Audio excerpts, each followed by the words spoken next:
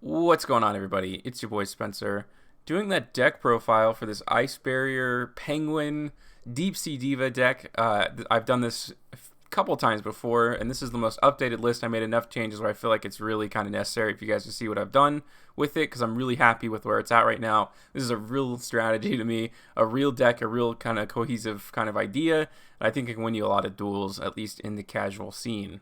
Alright, so go ahead and go right into it. I've kind of broken down the deck profile into its combo groups. So starting off, with the Sea Serpent stuff, we have the Moulin Glacier, 3 Atlantean Dragoons. This is one of the bigger changes that I've made to the deck for sure.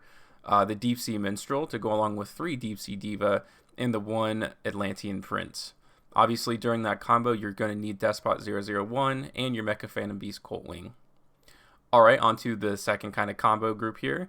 We have the 3 Gen X Undyne. We have the Gen X Controller, along with the Christian Rosenix. Now onto the Ice Barrier things. We have Revealer of the Ice Barrier 3 Speaker of the Ice Barriers, 1 Geomancer of the Ice Barrier, 1 Warlock of the Ice Barrier, and the Hexa Spirit of the Ice Barrier. And obviously a lot of these are all centered around Penguin Soldier with the Penguin combos. Next, we have 2 Kaijus. I actually have come to really enjoy this card a lot. Like in this format, it feels very necessary. And also it's a good target, for more greed if you're going first. And other hand traps I have are Ash Blossom and Joy Spring and 3 Effect Veiler. Just kind of generic to start things out, and then you can kind of focus in with your side deck depending on what you're playing. Alright, next we have a Raigeki. There is a Harpy's Feather Duster.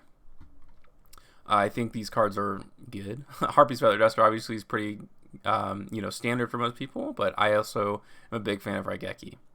Next, we have 2 Moray of Greed, 3 Medallion of the Ice Bearer to kind of search your combo pieces, and this is the silly part of the deck, which I've kind of mentioned in the gameplay video, 3 Magical Mallet. I understand that this is super kind of cash, and obviously you're just going to have to make some sacrifices. Because I took out Sarayuja, I have to find a way to get some of these bricks back in the deck because they're game-ending bricks. Like Gen X Controller, let's see, what else? Like Atlantean Prince is also kind of one of those. Coltwing is definitely one of those. So you're just playing a lot of risky cards in this deck. And, you have 9 play starters, technically 12. So it just works out. Like, this is just my opinion. You could probably take these out, I guess, if you want. But it worked out for me. And I'm pretty happy with the results that I get with using this card. Next, I have just the one Called by the Grave. This is a combo deck, so you need your combos to go through. Onto the extra deck, the Geo Mathmech Final Sigma. This card has literally won me games. Trishula Zero Dragon of the Ice Barrier. I love this card. It goes in well, actually, at some point with your Deep Sea Diva combos going second. So, again, this is the bee's knees. Being able to banish 3 cards. And they're not targeting. Non-targeting banishment of 3 cards. It's amazing. Borreload Savage Dragon, one of your Omni Negates. The Penguin Brave, one of my favorite card arts in the game of Yu-Gi-Oh! Desert Lotus, or Locust. This is tagged out with the Christian Fibrax, obviously. And I have the Older Entity Cthulhu. 2 of these, as you're going to draw 2 off of them during your combos. Bahamut Shark to go along with your Toadally Awesome. Very good card. If you don't know where these kind of fit in, I think yesterday or a couple days ago, I did a combo tutorial for Ice Barriers using Mirror Master of the Ice Barrier plus the Speaker, so be sure to look at that. Number 62 Garrus is just a combo piece, along with Mecha Phantom Beast Auroradon. Marincess Coral Anemone goes along with your Ice Barrier combo. 2 Holly Fibrax. This is actually very necessary. I think I only had 1 before. You need 2 because there's multiple lines of play, and you don't want to be stopped.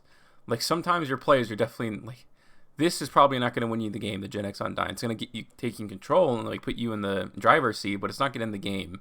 So you need to be able to do your combos twice through. So you need 2 Holly Fibraxes. The 1 Link Spider. Onto the side deck, I have Lancia, Droll Lockbird, Dark Ruler No More, 3 Cosmic Cyclone, and 3 Evenly Matched. This could be Lightning Storm, I suppose, but I'm actually kind of a big fan. Like I said, this card doesn't overwhelm you. Unless you have the Deep Sea Diva combo. Well, I guess it is kind of overwhelming, but, going second, it's just not really going to kill your opponent that quickly.